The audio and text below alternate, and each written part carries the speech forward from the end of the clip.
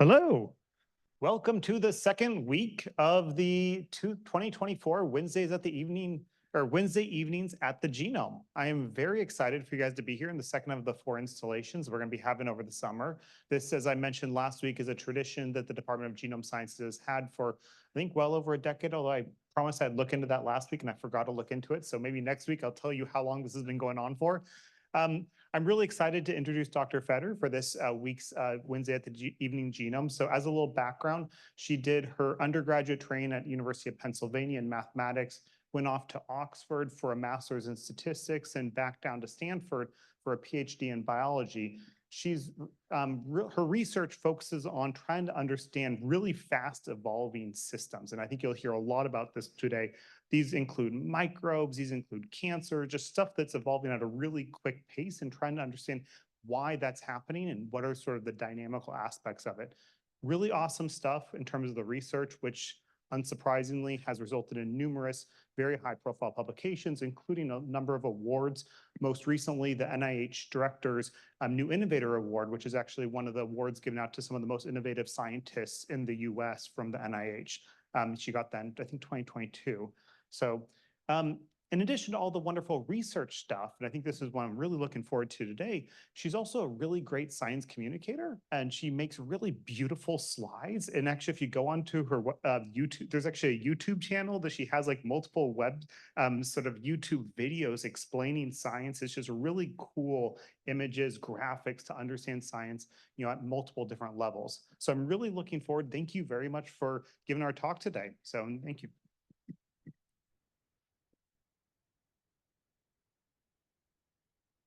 Thanks, Andrew. Way to set expectations, good and low. Like to hear that. Yeah, thank you all for being here on a Wednesday night. I'm looking forward to sharing some of the work that we've been doing in the lab and maybe having a little bit of dialogue about adaptation inside the human body. But I want to start at a little bit of a different scale and ask you to just picture an epidemic.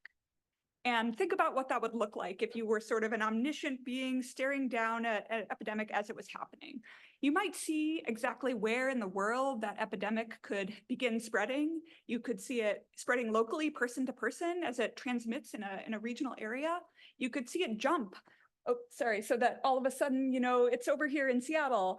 It reaches a third location, a fourth. Suddenly, it's everywhere. And I want you to try to think about if you could see this process perfectly with perfect resolution, invisible threads of viruses or bacteria transmitting person to person, what are the sorts of insights you might be able to understand about evolution or about infectious disease if you could do that? So one of the things we might be able to see is we could see what the mode of transmission is. Is it transmitted primarily via aerosols, or is it, surface contact? And this could help us decide whether we need to wear masks or wash up all of our groceries before we bring them into our apartments. We might be able to learn something about where a particular virus started spreading. It might tell us, whether this is a zoonotic spillover event, and understanding something about this process could maybe help us prevent future infectious disease events. We might be able to say something about whether it's preferentially transmitting between people of a certain type, maybe people who have certain conditions. And this could help us understand in turn whether there are interventions that we could take that would help people or help protect vulnerable people in a community. And finally, we might be able to say something, if we could really see every single thread down to the genomic level, that there might be particular mutations that are spreading that might be mediating processes like immune escape or drug resistance. And this in turn could help us design different types of therapeutics or vaccines that would be more efficacious for longer periods of time. And unfortunately, we don't have a beautiful, perfect worldwide view where we can see every invisible thread. But what we do have is something called genomic epidemiology that gets us kind of close. And so to tell you about what I mean, I'm going to just launch over here into this web browser for just a second. So I'm going to be showing you some data from NextStrain. So who here has seen NextStrain? Is this something that people are familiar with? No? Okay, lots of people who haven't. That's great. It's fun to get to share this. So NextStrain is it's really a visualization and analysis pipeline that was created by Trevor Bedford, who's a member of the department and is also based over at the Fred Hutch, and Richard Nair, who's at BioZentral. And they developed this in order to do real-time pandemic tracking in as close to real time as they possibly could. And here's one of the analyses that they put together about the Ebola epidemic, which happened in West Africa in approximately in 2014, I guess is what this says. And in order to reconstruct this epidemic, what they were able to do was grab a bunch of genomic sequences, and they could tell when they collected them and they could tell where they collected them. And they were able to use this information to put together a astonishingly good view of what this pandemic looked like. I'm just going to play you what this animation is. Okay, so they were able to demonstrate that it started sort of over here, spread into Liberia and Sierra Leone. They are able to track individual transmission events that permit the virus to reach new parts of the world. They can see that there are occasionally these long-range migration events that bring the virus from one place to another. And this is something that they're able to watch as interventions are put in place, and it sort of constrains spread to be relatively local, and ultimately not eradicated. Ebola is unfortunately not eradicated, but we can see as this pandemic dies away. And a lot of the patterns that we're able to see here, what they're able to reconstruct using genomic epidemiology, is done through the power of analyzing things called phylogenetic trees. So many of you may be familiar with the concept of a phylogenetic tree in a species sense. You may have seen a tree that sort of shows that we're most closely related to chimpanzees, and then sort of after that, we're more closely related to gorillas, and may say sort of evolutionary timings for the divergence between those species. But we can also build phylogenetic trees on much tighter resolution, where we might only be, a handful of mutations apart. These could be Ebola that are, going off and infecting two separate people that are from one single person before. And despite the fact that the genetic differentiation among these different populations or these different, infections could be very small, the fact that we have genetic information and the rate at which these populations mutate gives us some opportunity to connect these things. So I want to make sure, because we're looking at trees a lot throughout this talk, that we're all on the same page about how to read and interpret them. So what I'm going to do is go over here to this tree of Ebola, and we're just going to zoom in, if I can, this is always the problem with trying to do some live demonstrations, is that you run into problems like this. Zoom in on one of these trees and try to see how to interpret it. So NextStrain is really cool. If this is interesting to you, I encourage you to go to this nextstrain.org and check it out. We're going to specifically go back to Ebola and zoom in on this little part of the tree right here. Okay, so what we're seeing on this tree is effectively a way to visualize extremely concisely all of the relationships between a bunch of different genetic sequences. So the length of these different branches, we're looking at this in time, I want to start with divergence, is effectively telling you how many mutations apart these two different sequences that were sampled from two different individuals who had Ebola actually are. And we can see that the length of these lines corresponds to the amount of mutations that separates them. So if you wanted to tell how far apart this one is from this, you would effectively walk up along this branch and then out along this one, and this would tell you the total difference between the two species. And so the further you have to walk in order to connect to sequences, basically the further back in time they were related, the more mutations separate them. So like mutations that are here are shared in all of these different individuals, all of these different viral sequences, but are not found in these different sequences. So it's really just this like beautifully precise way to emphasize a lot of information, or to display a lot of information together. And there are a lot of things that you can read out of the shapes of these trees. So for example, one of the things we see here are a bunch of sequences that are lined up that apparently have no mutation separating them.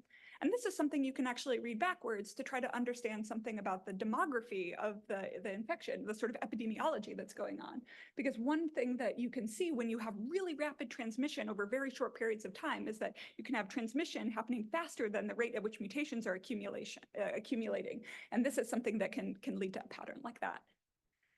And if you back up a few layers, another thing that you can see is that if you annotate these types of trees with information about where these samples were taken from, so for example, these were taken from Sierra Leone, whereas these were taken from, I do not know my geography well enough in order to say, but we have purple related sequences. These are all sampled in a particular local area, and we can see that all of the purple sequences from Sierra Leone are more related to each other than they are to these sequences. And so what this suggests is probably there was a single event in which, at least on this point of the tree, the virus transmitted into Sierra Leone and then was spreading locally.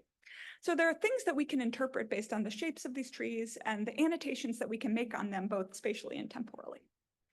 And there's one more point I want to make about trees before we get back to the presentation, which is simply that this is one where I've represented the x-axis in terms of sequence divergence, how many mutations things are away from each other. But in instances in which we also have information about the timing in which these samples were collected, we can actually also calibrate trees so that they're showing time on the x-axis instead of divergence. So here we can see that these samples were taken at a particular date in March 2015. And from this information, both about when these samples were collected and also how far apart they are, paired with information about how rapidly mutations accumulate in the genome, we can actually reconstruct when, for example, the last time that the ancestors of both of these different viruses were in the same person. And so this gives us other information about how these epidemics develop. Okay, so now that we're all tree experts, I'm gonna go back to the presentation. And I'm going to ask again for you to picture an epidemic, but now the epidemic I want you to picture is not spreading across the globe, but is actually confined to the landscape inside your body. Because if you think about infectious disease, if a pathogen enters your system, a virus, a bacteria, non-eukaryotic pathogen, and it begins spreading, it's going to enter initially at a single point. Maybe it's going to go through your nose and maybe get stuck somewhere in your lungs. And then it's going to start replicating and it's going to spread outwards. It might cause additional damage as it goes. It might provoke an immune response and the virus might need to evolve in response. But the same sort of processes that are happening on this global scale are basically happening in a miniaturized version inside of your body, except the landscapes they're exploring are obviously pretty different. But in the same way that humans are organized into, say, communities of cities or towns, which are organized into continents, which are organized into our globe, our body is organized into cells, which are parts of tissues, which form organs, which form our body. And the pathogens inside of us also need to move between these locations.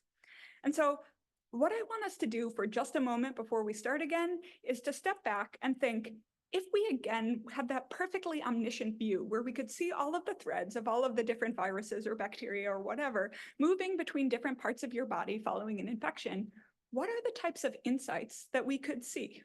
So what I want you to do is just take 1 minute and ask, if we could track an intraperson infection with perfect resolution, what are the sorts of things we could learn from it? And so I'm just going to pause here and let you think. And you're welcome to discuss with your neighbor or a new friend that you haven't yet made if you so choose. If you had that perfect view, what would you check?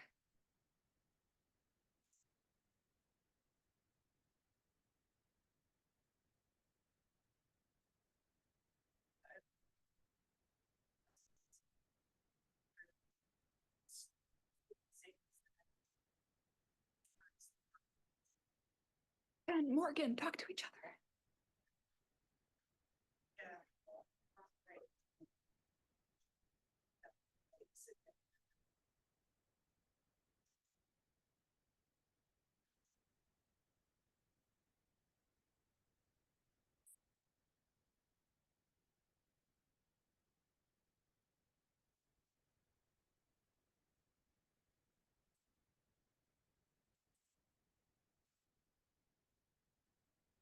Good question.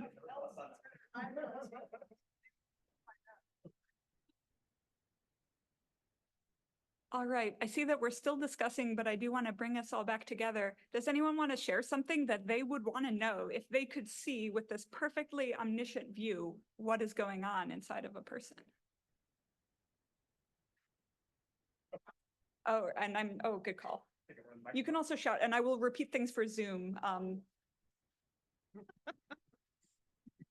We were wondering, if you're a virus in a human body, what kind of comparison would that be to the globe for a person? Like, is it the same, like from getting from your toes to your head, is that like traveling across continents or traveling between two cities for a virus? Yeah, great question.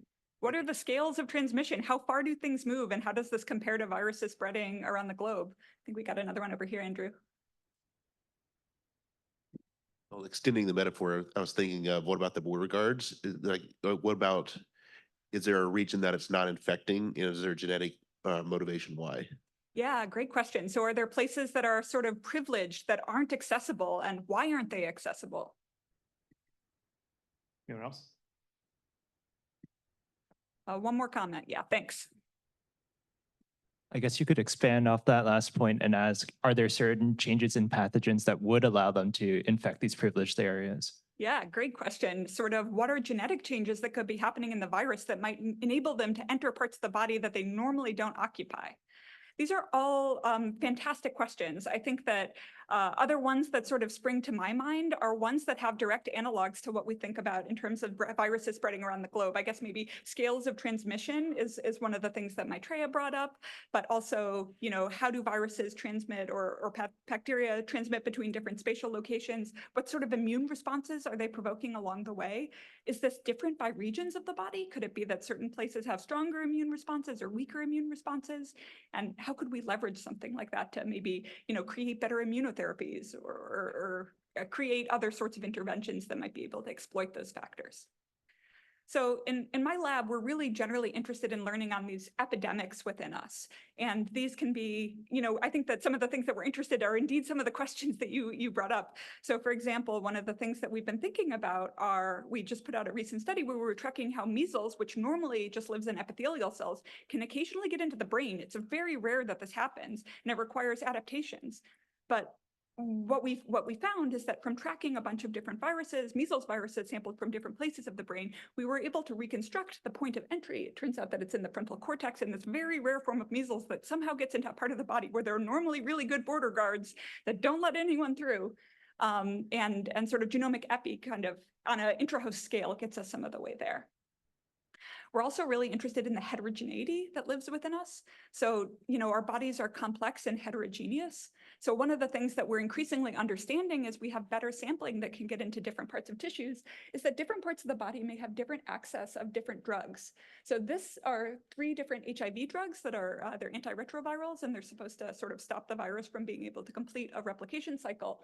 And we can see that their localization in tissues, namely this is a cross section of the gut. So you can see all of the little villi of the gut or I guess all of the little sort of structures of the gut on the outside. And normally if this were a tissue, it would be kind of, this side would be folded over and connected to that one. So all the little indentations are on the inside. And what we can see is that the drugs are reaching really different places. So if we could understand better where HIV is in the body and how it's moving, then we could ask whether, a combination of these 3 drugs would be effective at shutting down the virus, or whether it would actually leave the virus vulnerable to being able to evolve resistance evolution.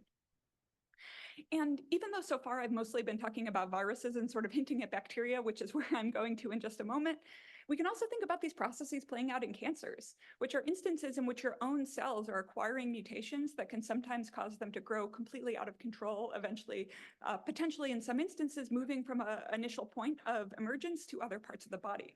And so it turns out you can also apply these same types of phylogenetic techniques in order to take samples from multiple different slices of a tumor, reconstruct each of these and treat them as if they're a different Ebola sequence from a different place in West Africa in order to reconstruct factors about how different parts of a tumor are spreading and their rates.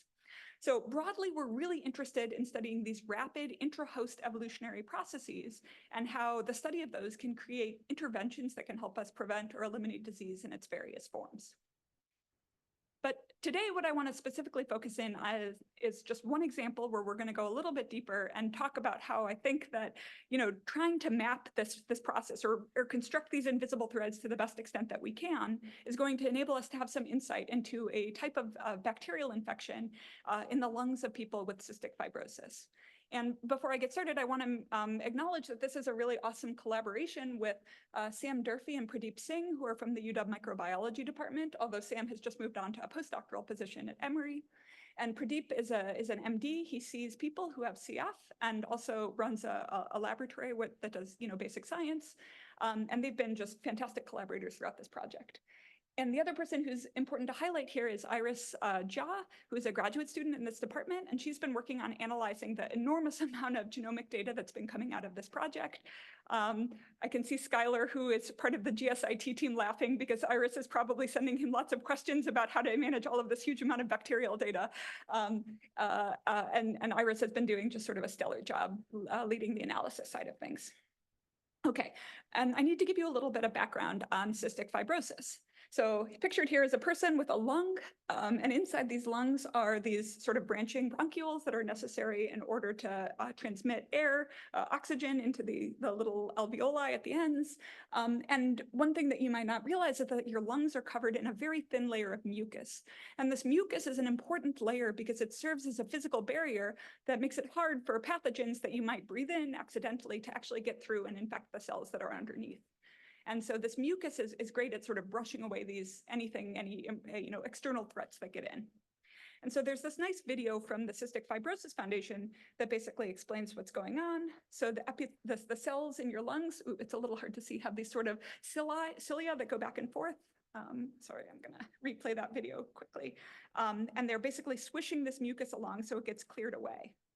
Now, if you have cystic fibrosis, what happens is instead of the mucus getting cleared away, is these cilia don't beat properly for a reason that we're going to talk about in a second, and you get the accumulation of this thick, sticky mucus layer. And what this means is that your lungs aren't able to function properly in a variety of ways due to the fact that this mucus isn't cleared as normal. And the reason that this happens is that the cells that are lining the inside of the lungs have all of these different ion channels that are important for pumping ions into and out of cells to maintain the sort of basic the homeostatic levels in the lung lining. And so there might be important things that are pumping things in. So you can kind of see the ions. Oops, sorry. Sorry about this. It's always a problem. Multimedia. You get to see the beating cilia again. So if we zoom in, you can see these ion channels that are letting things in. And then in people with CF, there's generally a problem in this one particular ion channel called the CFTR, the CFTR protein, which stands for cystic fibrosis transmembrane conductance regulator protein. And it's a transmembrane ion channel that's normally important for pumping chloride out of cells. And people who have CF generally have some reason that this thing doesn't work very well. And this is the thing that leads to the buildup of mucus on the inside of the lung. And there are a lot of different mutations that can cause cystic fibrosis. It's not that there's just one, but they're generally inherited genetic mutations that kind of disrupt this standard central dogma. So maybe as a little bit of review, if you're a person who doesn't have CF, you have your CFTR gene that's written in your DNA. It's transcribed into RNA. And then it's translated into an amino acid sequence, a protein, which is then trafficked to the cell membrane where it's able to allow these chloride ions to go in, to exit the cell. Now, if you have a mutation in the CFTR gene, it can do a bunch of things that disrupts this pathway. So one of the things that you can do is you can truncate this gene early so that your RNA isn't long enough. And it means that the protein is never completely transcribed. Or maybe it has a mutation that's severe enough that despite the fact that this thing is transcribed into RNA, when it's translated to a protein, it's sort of it's misfolded and it's destroyed before it is able to reach the membrane. And both of these result in basically not having any CFTR at the point at which you reach the surface. You can also have problems where these things are full length and are encoded correctly, but the mutations in them mean that the channels that are present in these transmembrane proteins don't operate correctly. The ions can't get through despite the fact that they reach the surface. And then finally, you can have issues in which you're just not producing enough of them. And so by the time they reach the surface, they're scarce. So there's not a single cause for cystic fibrosis, but they all relate back to some misfunction in this protein, which causes this buildup of mucus. Okay, so if you don't have an operating CFTR modulator or CFTR protein, you get the buildup of this mucus in the lungs. And one of the problems with this, despite in addition to the fact that it just disrupts a bunch of lung function, is that it provides a great breeding ground for bacteria like Pseudomonas aeruginosa, which is an opportunistic pathogen that is all around us everywhere. It's found in the soil, and you're exposed to it all the time. And it's normally not a problem if you have a well-functioning immune system. If you are someone who has cystic fibrosis, the bacteria are able to get lodged in this thick, sticky mucus layer. And once they're there, they're really hard to displace. And in addition to all of the other complications associated with cystic fibrosis, in particular, these pathogens are really bad because they cause a substantial amount of inflammation and lung damage over time, which can ultimately lead to the need to have a lung transplantation transplantation or even more severe outcomes. So it's extremely widespread for adults with cystic fibrosis to have these Pseudomonas infections. Sort of upwards of 75% of adults living with CF have them. And the problem is that they're acquired and they don't go away.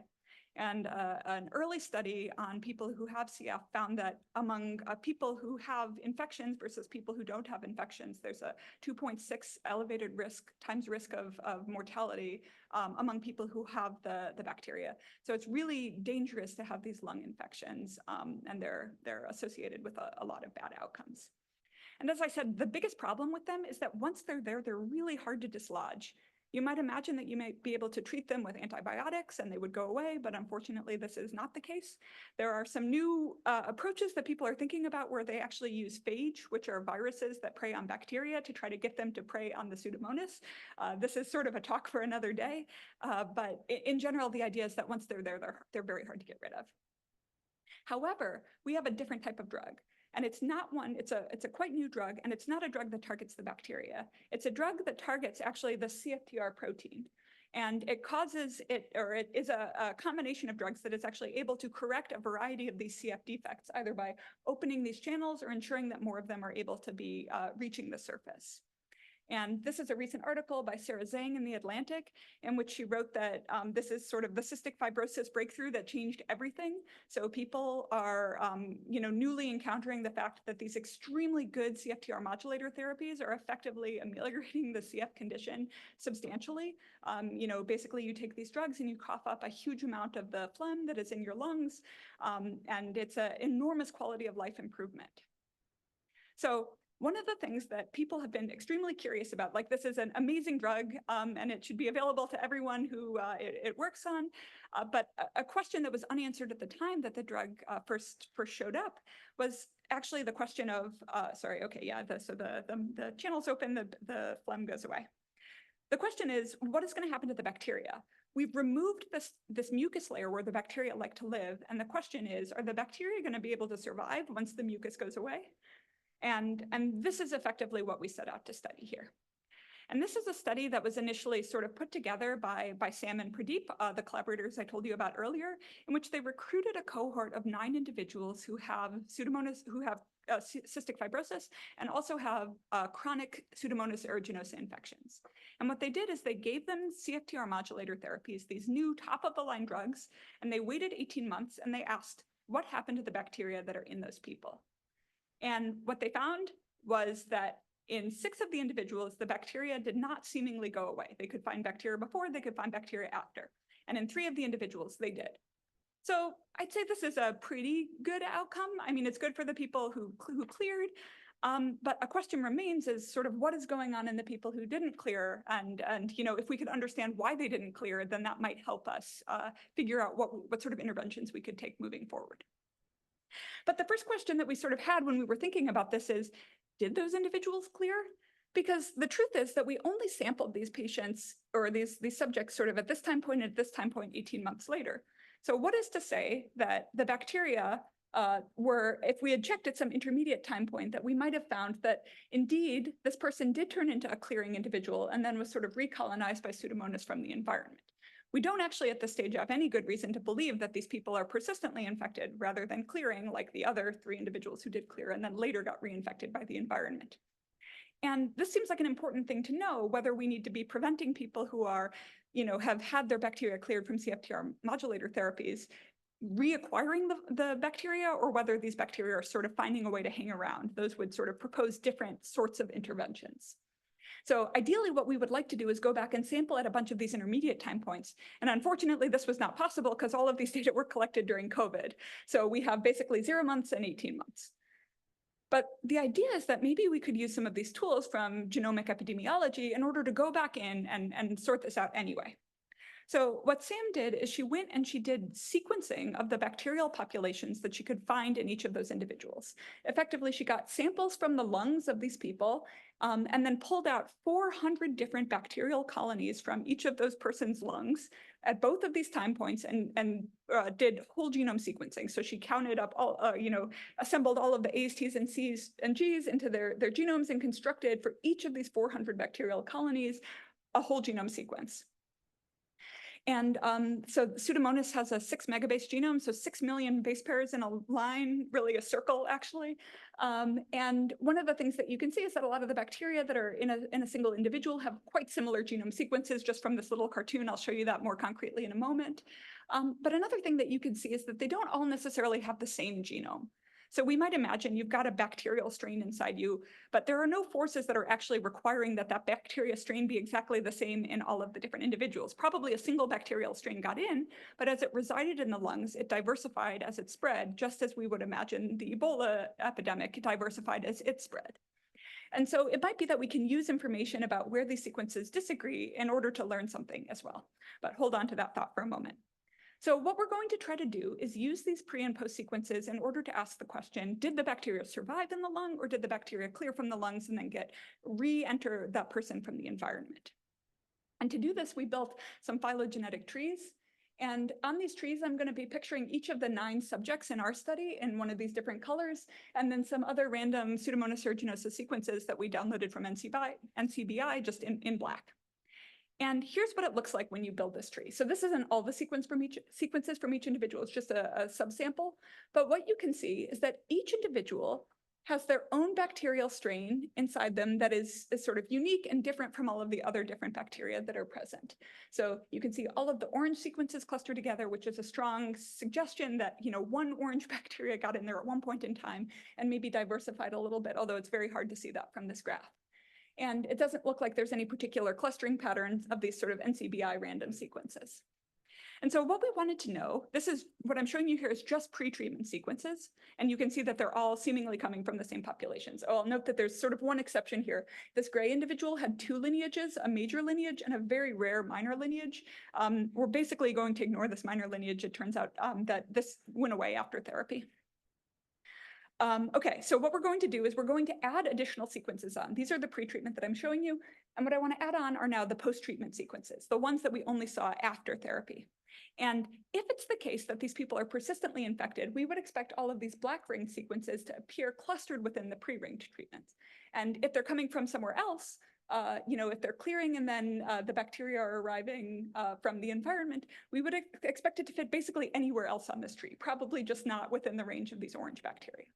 So anyone want to wager a guess when we built this tree with all of the sequences, how many people think that the post-treatment sequences are going to appear on other parts of the tree? And how many, oh, sorry, I should have, and how many people think that they're going to appear on the same part of the tree as these sequences?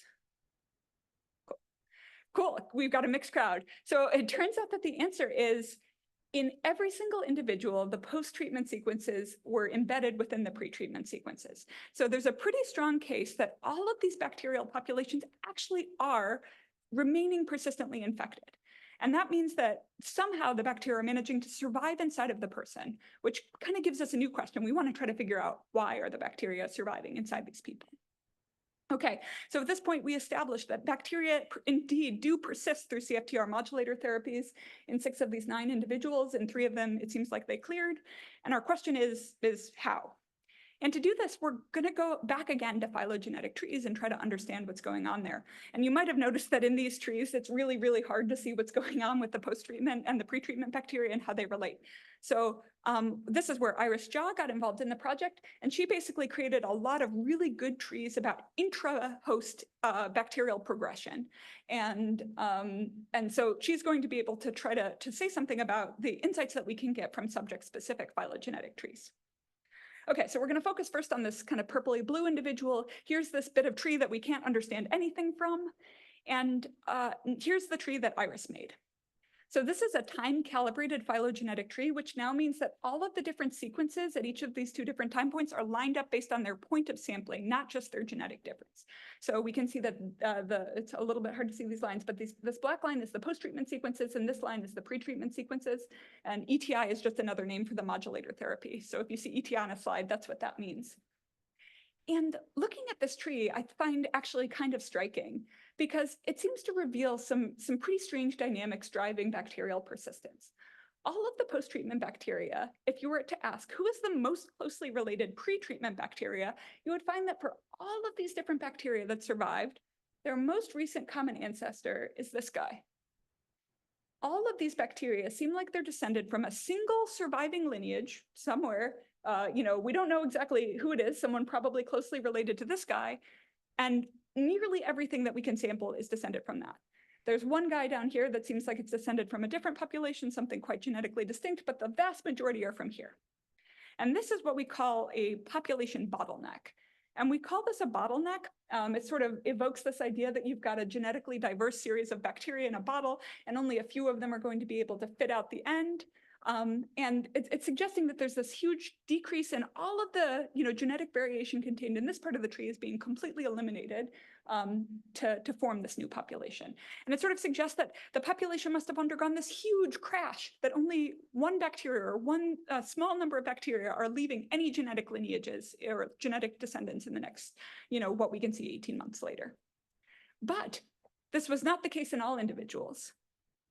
So here's another individual, and what we can see if you look at the pre and post sampling here is that there are a ton of different distinct genetic lineages that are genetically diverse on different parts of the tree, and all of them seem to be able to survive no problem. So there's not one lineage that wins. There are, something like 22 lineages that have each separately won. And this sort of evokes a bottleneck, but maybe not nearly so tight one. Maybe instead of pouring out of a wine bottle, you're pouring out of one of those thick-necked Nalgenes where lots of things are able to get through. And as Iris built these trees across the different subjects, what she found was there was a lot of a lot of variability, that there were some people who had these really wide bottlenecks and some people who had pretty narrow bottlenecks. And of course, there were 3 individuals who had the tightest bottleneck of all, which is to say no one survived. Okay, so it suggests that when we're looking at these individuals, these 6 guys that I've all marked in red and thought about them as persisters, it maybe doesn't make sense to lump them in the same category. They're not all persisters are not created equal. Maybe some of the persisters actually came pretty close to clearing. Their bottleneck sort of brought the population down to a really small size, yet somehow some of the bacteria persisted. Whereas some of them were not even close to clearing. Many different bacterial lineages were surviving, no problem. And so what we wanted to try to understand was, why would this be? Why do some people have more bacterial lineages that persist than others? And I'm keeping half an eye on the time here and seeing, but I still want to ask the question to all of you and see if we can just get 1 minute of brainstorming. What are some ideas of why some people might have so many more persistent lineages than others? So talk to your neighbor for just 1 minute and then we will come back together.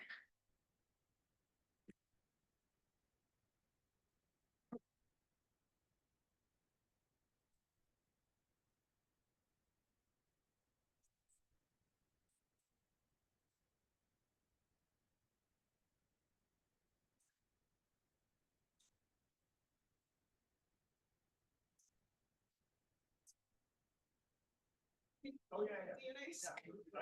So we moved up until like a year ago, so we're gonna save it all. Yeah, nebulized therapy.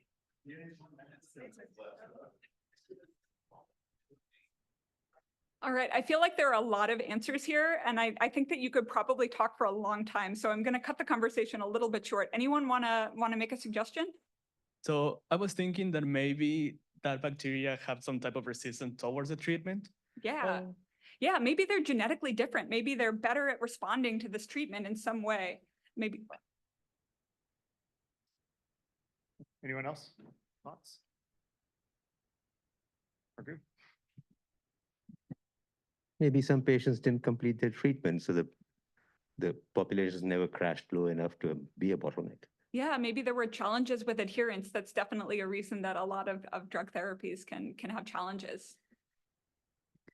And maybe a variety in the immune response from the individuals. Yeah, there could be variation in host immune responses, definitely. These are all great suggestions, and I think that we could come up with more, but I'm going to just summarize some of the ones I came up with, which are some of the ones you came up with. So genetic differences, either among the hosts or the bacteria. So on the host side, we know that there are a bunch of different mutations that cause cystic fibrosis. We actually didn't find any differences here among the clearers and the non-clearers, but this is, I think, a great hypothesis. And on the bacteria side, there are definitely genetic differences among the bacteria. So maybe they have some adaptations that help them survive. We could think about phenotypic differences that may not be completely genetic. Maybe, some of them are more mucoid or are better at swimming, or, you could think of a lot of hypotheses about what could be going on phenotypically that might be different among the bacteria. Maybe it's just population size. Maybe if you've got more bacteria in your lung, more bacteria are surviving. that seems simple, but I like that. Environment. So we heard about immune responses, but we could think about a lot of things that could vary in the environments of the lungs. So we know that they're this complex branching structure. Maybe there are bacteria that are in privileged positions that are just really, if bacteria are present in those positions, they're likely to survive, but if they're in worse positions, they're less likely to survive. And that could be partially due to variation in immune responses. Maybe the body is better at responding in certain parts of the lung than in others, or maybe it has something to do with the degree of lung damage. So one of the things I mentioned earlier is that bacteria damage the lung as they reside. And this could have something that, this could create differences in responses of the bacteria that live there. And so one of the things that we were particularly interested in trying to get at was specifically this environmental question. And the reason that we were really interested in this environmental question is actually because Sam sampled this data in a really cool and almost unique way, which is that the normal way that you collect bacteria from the lungs of people with CF is you ask them to cough up mucus, and then you take bacteria from the mucus and you grow it. And that tells you the bacteria are in the lung, but it doesn't actually tell you about anything related to where they are in the lung. So Sam collected these data via a procedure called bronchoalveolar lavage. And the idea behind a bronchoalveolar lavage is that you insert a tube and you sort of snake it through the different bronchioles of the lung. And then you sort of squirt some liquid and then you suck it back up. And then you use that liquid in order to actually grow the bacteria. I'm seeing some sort of faces about which I agree with. So people are under anesthetic when they undergo bronchoalveolar lavage. But what this means is that for each of the different sequences that we have here, we're actually able to annotate them back to a specific region of the lung where we think those bacteria are from. So just as before, where we were able to say that this is a Ebola sequence from Sierra Leone and this is one from Guinea, now we can say that this is from the left upper lung, and this is from the lingula. And so we thought that this would give us some capability of trying to assess whether the bacteria were whether spatial reasons could help explain why bacteria survived. And so we speculated that maybe one of the reasons that bacteria are surviving, going through these bigger bottlenecks, is that they're surviving in more lung regions. And so what we did is we basically asked from which regions could we actually find bacteria post-treatment. This is our sampling scheme where we've got our we've got our 9 individuals in the columns, and each of the different lung regions we sampled are in the rows. And so each individual has 5 regions where we tried to sample, and they're not exactly the same regions in each individual, but we did try to get the same regions both pre and post-treatment. And so what we can see is that if we went back and we tried to sample them again 18 months later, we saw that there were basically 2 things that could happen. There were first the clears, in which we could recover bacteria from none of the regions that we sampled pre-treatment. That's why we called them clears, makes sense. But among the persisters, we saw something that actually, made us scratch our heads, which is that every place we looked, basically every place we looked, we could recover bacteria post-treatment, despite the fact that we were sort of hypothesizing there might be spatial differences. So it didn't actually look like there were bacteria preferentially surviving in certain lung regions. It looked like bacteria were just surviving everywhere. So we thought maybe not. Maybe bottlenecks are not driven by survival in more regions because of this all or nothing phenomenon. But then we thought back to the slide that we talked about earlier, which is basically this idea that maybe bacteria are clearing temporarily and then are being recolonized from somewhere else. And we reasoned, instead of what if this person cleared their PA and picked up more PA from the environment, what if a given lung region could clear its PA and then pick up more PA from other lung regions? We know it's not getting it from the environment because of that tree I showed you earlier, but it could still be going elsewhere in the lung.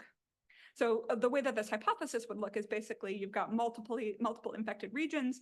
Maybe some of them do indeed clear, but then later they're recolonized by bacteria from other places. And so in order to investigate this hypothesis, Iris went back again to those trees that I showed you previously, and she refit them using information about where those samples were taken from. And so now I've redrawn this tree, except I've annotated them based on their location of sampling. And so what you can see is that there's a lot of internal structure in the lung. So if we look, for example, at these right upper lung bacteria, the ones in blue, you can see that all of them are sort of clustered together. They form one distinct clade, meaning that probably some bacteria got there and it hung out.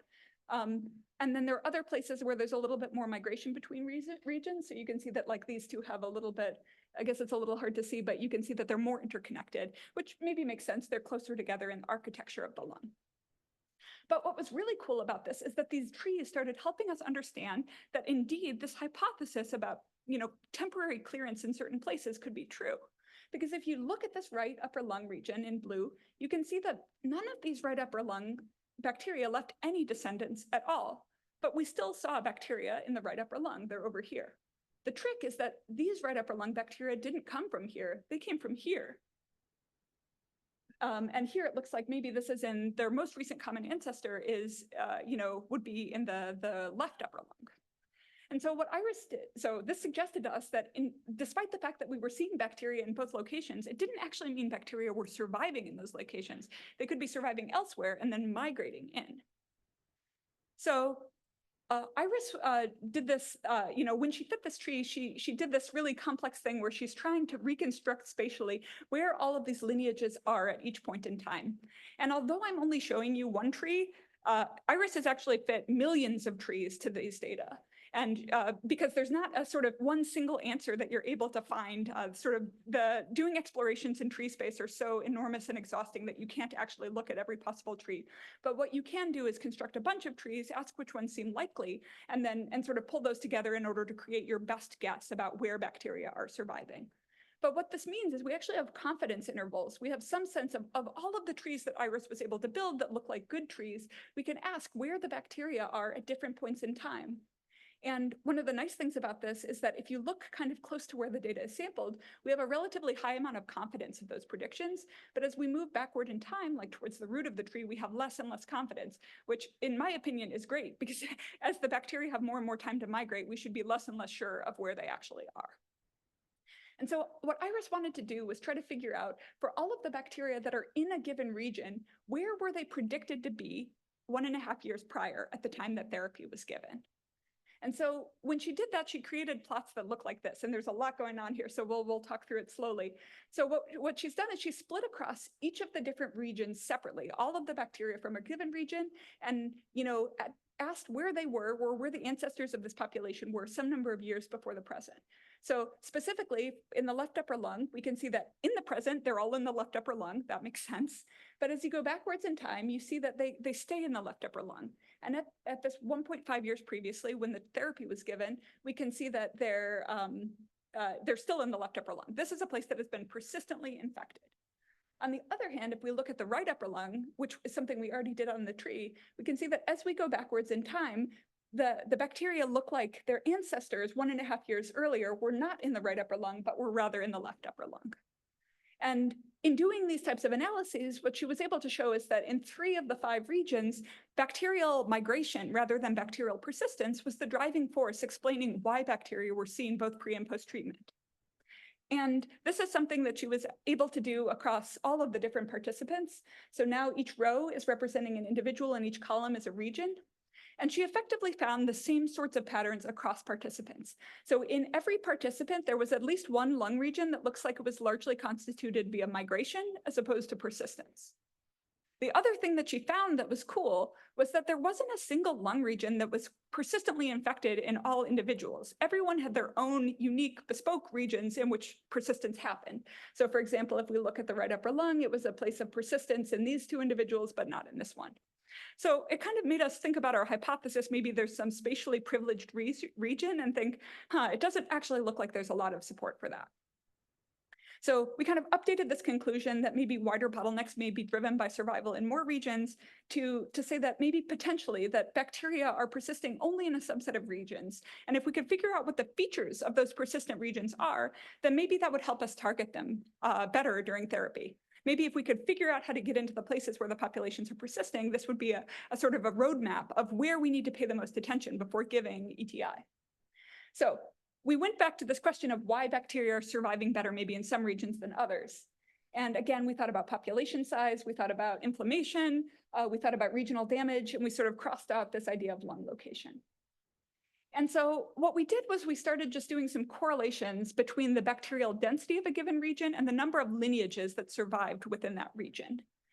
And so what we might assume is that, the more bacteria in a given region, the number of lineages we expect to have persisted through that region. However, what we saw when we looked at bacterial density, which is measured by basically the number of colony forming units you can pull out of a given lung sample, we found that there wasn't much of a relationship. So maybe to just quickly talk you through this axis, each of these points represents a region from a different individual, and we can tell for that region how many CFUs of bacteria were in that region, and then also how many lineages survived from that region. And you may be wondering why these aren't integers. How can you have like 7.75 bacteria lineages survive? And this has to do with the fact that there are lots and lots of trees that are being fit, and we're averaging over the space of possible trees. Okay, so it didn't look like the case that more bacteria implied more survival, which was a bit of a head scratcher. I thought, that seems like a good idea.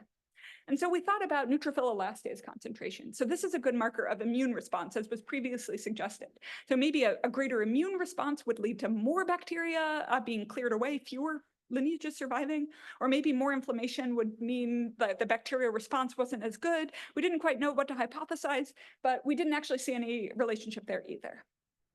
Okay, and our last thing that we thought about was regional damage. So bacteria are damaging the lung through time as they persist in these different locations. And we thought maybe the more damaged regions might have more surviving lineages. And this actually did seem to have some evidence. We found that there was a positive association between the amount of damage in an area and the number of lineages that persisted.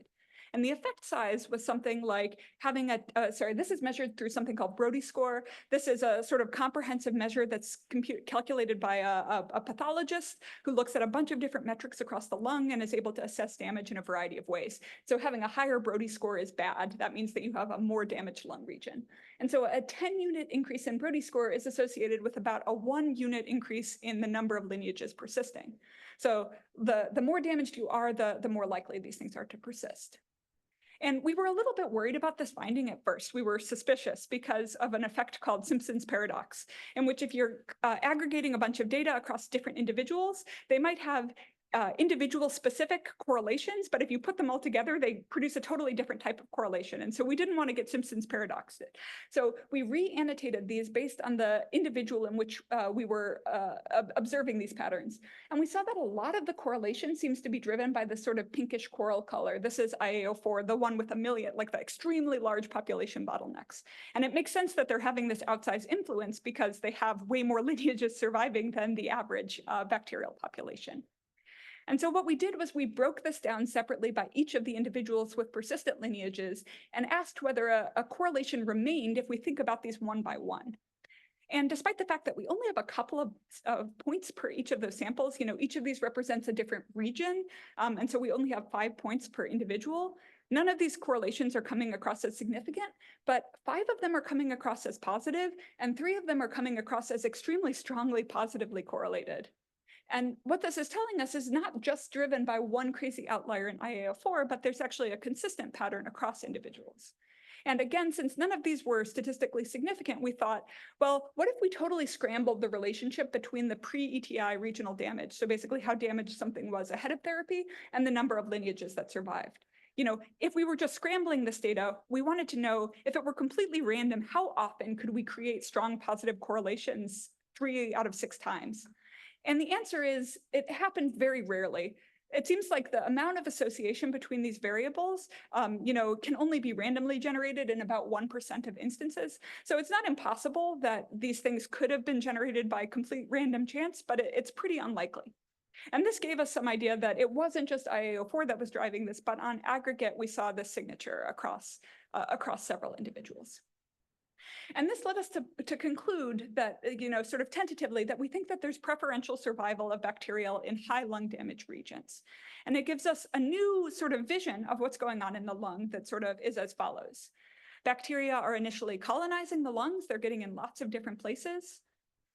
Over time, they're damaging these lung regions, and they're damaging them to different extents. Some regions are more damaged than others.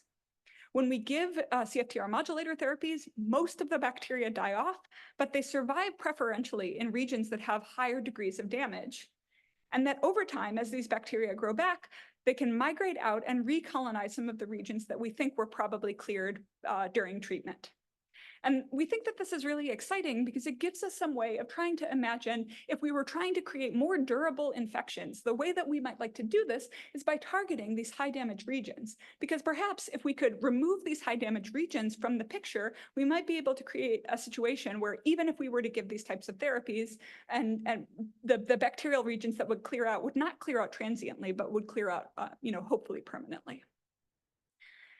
And before I wrap up, I just want to bring this back to this idea that this is an ongoing project. These are sort of our results as we understand them right now. We heard some great suggestions about maybe genetic reasons that there could be differences among bacteria. This is something that we're actively working on. You can see Ire in the audience right now is sort of working on this as an undergrad in the lab. But we're very curious about trying to get to the bottom of why and how and when these bacteria seem to be able to survive, because we hope that information, by treating these intrahost infections like epidemic spreading on wide scale, we might be able to get at some of the factors that could help us create better interventions. And so I will simply end by saying that, the body is this complex landscape. It creates these challenges for bacteria and viruses and cancer when they infect us. And by watching this process play out independently in a lot of different individuals, we can kind of come to some more general understandings about how evolution occurs inside of us that actually, or even how evolution occurs, that might be difficult to do if you're only watching, a single pandemic spreading once in one location. If we're each our own pandemics, then we get some version of evolutionary replicates that can help us understand the process more deeply and completely. Okay, and with that, I want to thank in particular Sam and Iris, who did the bulk of the work, and Pradeep Singh, who's been a fantastic clinical collaborator, my lab, my funding sources, particularly from the Cystic Fibrosis Foundation and this research development grant, and you for your attention and for being here on a Wednesday night. And I'm happy to take any questions. Thanks.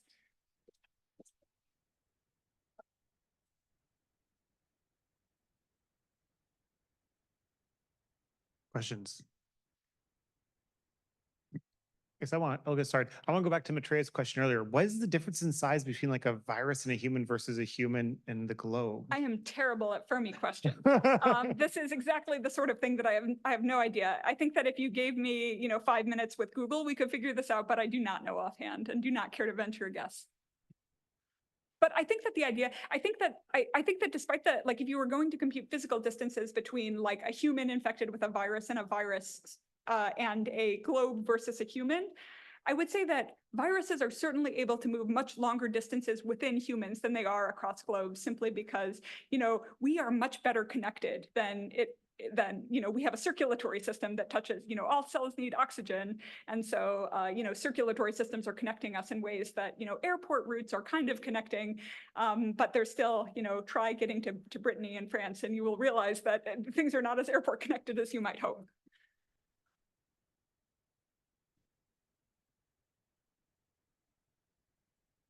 I know in like there's a lot of study in like gut microbiome for some bacterial species kind of helping other bacterial species like cause infections. Is there any literature on like whether other bacterial species in the lung might be helping Pseudomonas like actually continue to infect? Yeah, that's a great question. There are other bacterial species that are in the lungs. In these participants specifically, there are other opportunistic pathogens that are able to get in. So Staph aureus is, I think, the one that comes most strongly to mind. And we do, in fact, know that I think 2 of these participants also had Staph aureus. We haven't analyzed their genomes at all. But I think even intra-species, there is reason to believe that there are interactions among bacterial species. So Pseudomonas really like to do this thing, or I mean, I don't know how controversial this is, but there's a literature about bacterial doing something called quorum sensing. I see you laughing. And so this is another reason that I was a little bit surprised to see absolutely no association between the density of a bacteria in a certain region of the lung and the amount of persistence, because I would have hypothesized that in addition to just probabilistically having more shots on goal of survival, that you might even see some synergistic associations between them helping each other survive, which is not seemingly what we saw. So maybe analyzing the staph genomes would help us figure that out. But for now, we don't have a lot of great evidence that that's happening.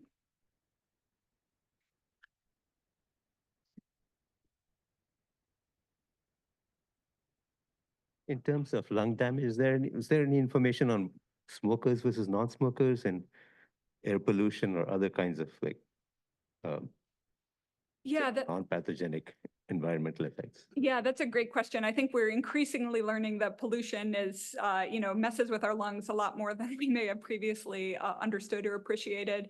In these individuals, I don't know offhand, but I think I would be extremely surprised if any of them were smokers, just because like people with CF are already so careful about their lungs that it would boggle my mind a little bit if any of them were, but I don't know that for sure.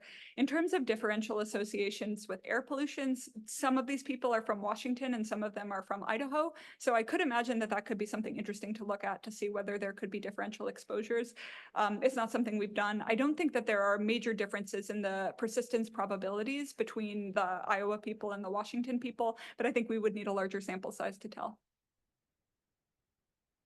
When comparing these clones to the population clones that are out there, like in these banks, can you say like where exactly people are getting infected from? Like, is it soil or is it Pseudomonas and other things? Can you sort of intuit that from this?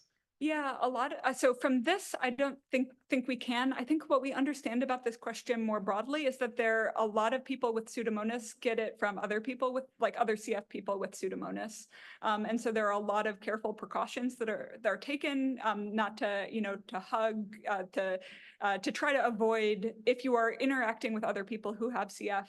To try to keep physical distance to prevent infections from getting passed. But I think in this particular instance, I don't know. I don't think we know well where these people were infected. We do have approximate dates of infection for some of them, but I think in general, it's not known what sources are. That's pretty similar to my question. I was going to ask if multiple family members have CF, do they essentially all share a bigger population? Yeah, that's a great question too. And I also do not know the answer to that question, but this idea that, there could be ongoing transmission, you could have host-specific adaptations that may not translate well across individuals. Towards that, I will say that I know that there are at least some amount of adaptations to the CF lung. You can see major phenotypic changes in bacterial populations in the beginning of infections towards as they become chronic infections. And a lot of those are shared across participants. So I would imagine that in general, being adapted to one person's lung helps you become adapted to another person's lung. But I don't know. I don't know beyond that. I think that's a cool question. I know a lot of the other stuff you study are like viruses that are evolving really, really fast. Like this is probably evolving less fast. Like, do you see any evidence with this treatment of like, increased mutation or other sort of, stresses that could indicate that you're actually rapidly evolving during these processes?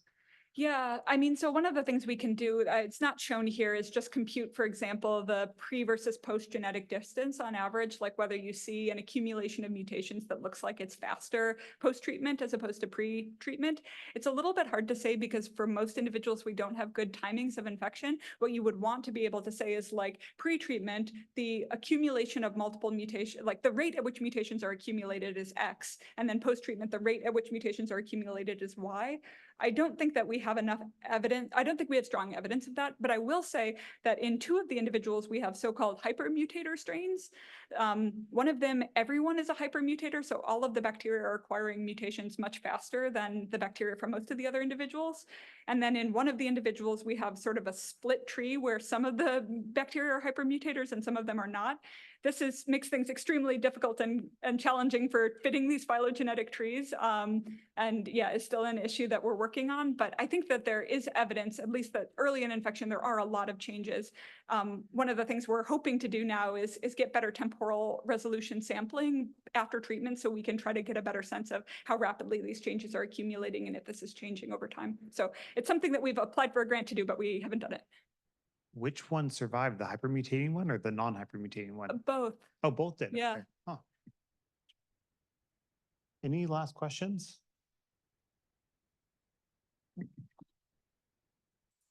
Not as directly related to this particular study, but for cystic fibrosis, is it a potential target for using phage therapy, or would that be an issue just because of the lungs site?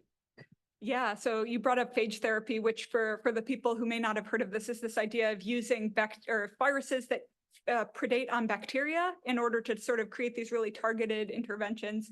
There are some extremely promising phage therapy trials in the context of people with cystic fibrosis. It seems like it is a good way to be able to get these targeted responses in the lungs. They've almost exclusively been used in these sort of really late stage compassionate use cases where there are no working antibiotics.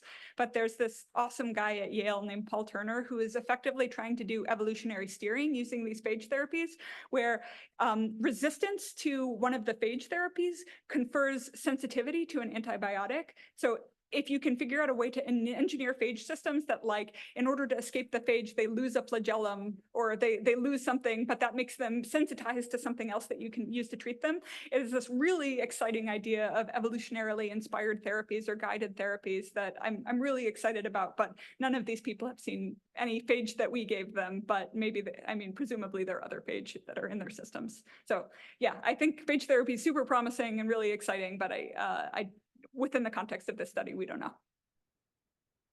Well, on that awesome note, thank you very much. Yeah, Appreciate it. thanks again.